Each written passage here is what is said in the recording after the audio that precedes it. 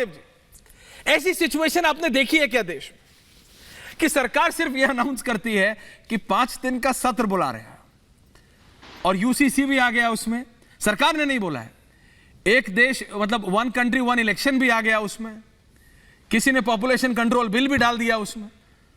What is this desperation Rahul Dev ji? पता नहीं उस दिन ऐश्वर्य चमत्कार होगा जब मैं देखूंगा कि आपको विपक्ष के किसी भी नेता और पार्टी की कोई भी बात कभी अच्छी लगेगी तो मुझे वो चमत्कार होगा। ऐसा मत बोलिए सर, आप तो मत बोलिए ऐसा।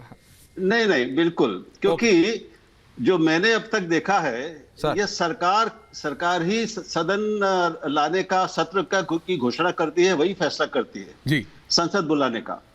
और सरकार का ही ये कर्तव्य होता है और ये परिपाटी है कि सरकार बताती है कि किसी भी सत्र में क्या बिजनेस होगा, क्या किया जाएगा, कौन से विधेयक रखे जाएंगे, एजेंडा क्या होगा सत्र जी, का। बिजनेस एडवाइजरी कमेटी, वो सारी चीज जी, ठीक है ना, ये विपक्ष का काम नहीं है, बिल्कुल नहीं। मैं ये जानना चाहता हूं और सवाल ये है कि सरकार ने जब ये घोषणा की इस विशेष सत्र की, तो इस विशेष सत्र का कारण क्या है, किस वजह से वो लाया जा रहा है और उसमें उसका एजेंडा क्या है, ये बताने का काम तो सरकार का है।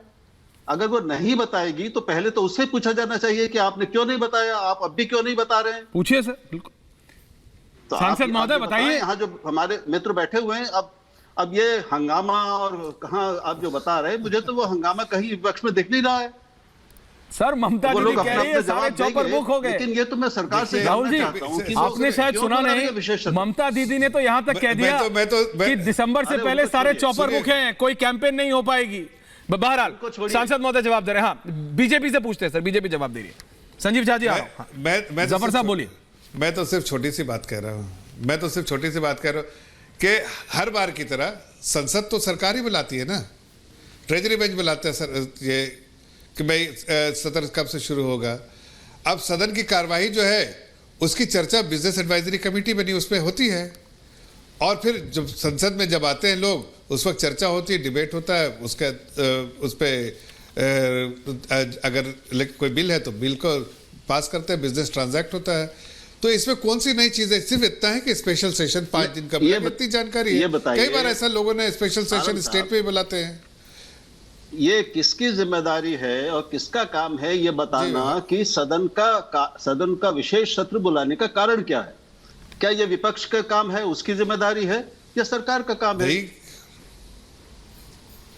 नहीं, सरकार ने तो अभी सिर्फ आपको बताया है कि संसद का स्पेशल सत्र होगा, बाकी जो चर्चा करनी है, किस पे डिबेट होगा, जाहिर है आपको भी समय मिलता है ना तैयार करने का, आपको भी जानकारी रहेगी किस टॉपिक पे डिबेट होने वाला, किस बिल पे डिबेट होने वाला। अच्छा, तो अभी नहीं बता रहे सांसद जी, लेकिन मैं संजीव झा जी इतनी क्या डेस्परेशन है?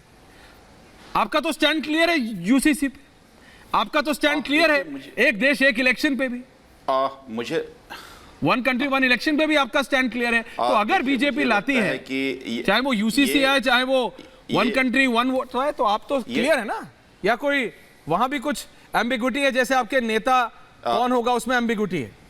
आपके स्टैंड में तो क्लैरिटी है संजीव झा जी। देखिए मुझे लगता है कि ये डेस्परेशन हमारी नहीं, ये डेस्परेशन भारतीय जनता पार्टी का, जब से ये इंडिया अलायंस को समझ नहीं आ रहा है कि मैं क्या करूं। तो आज मैं पहली बार संसदीय इतिहास में देख रहा हूं कि सरकार कहती है कि हम सत्र बुलाएंगे, किस विषय बुलाएंगे वो नहीं कह रही है, देश हित में बुलाएंगे। अरे भैया, देश के बेचने वाले लोग देश हित की बात कैसे कर सकते हैं? देश को तोड़ने वाले लोग देश हित की बात कैसे कर सकते हैं? तो ये मुद्दा नहीं बताएंगे, ये सारे आप जितनी बातें आप कह रहे हैं ये तो आप कह रहे हैं, सरकार नहीं कह रही है। तो ये सरकार एम्बिग्विटी क्यों रख रही है? मैं आज तक के इतिहास में कभी ऐसा नहीं देखा कि सत्र बुलाया जाए और सत्र किस बात पर बुलाया जाए वो सरकार नहीं बताए।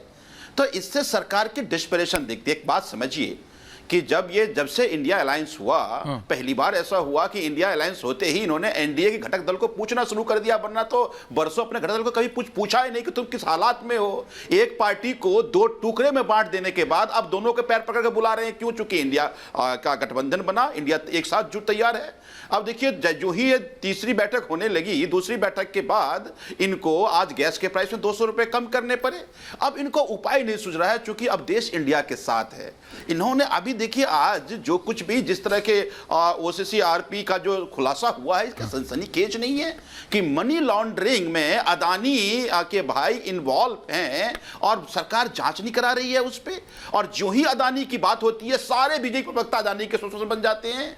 तो क्या अदानी से दोस्ती है कि अदानी की नब्ज पकड़ो तो भारतीय जनता पार्टी के प्रवक्ता कहते हैं नहीं जी ये तो देश को तोड़ने की साजिश की जा रही है। ऐसे व्यापारी से ऐसे कौन से रिश्ते इनके हैं, ये देश को समझाना चाहिए, देश को बताना चाहिए। आज देखिए देश में महंगाई की क्या हालात हैं, देश में बेरोजगारी की क्या हालात हैं। एक चीज बताइए, मोदी जी से आने से पहले 400 अरब डॉलर का कर्जा था, आज 613 अरब डॉलर कर्जा हो गया। इंपोर्ट पहले 27 अरब डॉलर का होता था, आज 57 लाख अरब डॉलर का इंपोर्ट बढ़ गया। आज मोदी सरकार से पहले देश में 43 करोड़ लोग नौकरी में थे, अब 41 करोड़ रह गए हैं। 2 करोड़ नौकरी का हर साल वादा करने वाले लोग।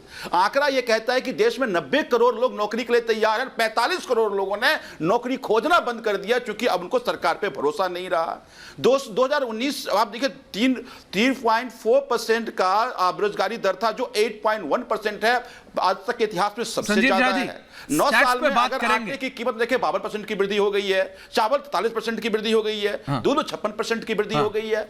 इन सभी चीजों को छुपाने के लिए अपनी सारे ये कुकृत्य पाप उसको छुपाने के लिए आज कहते हैं कभी कहते हैं कि हम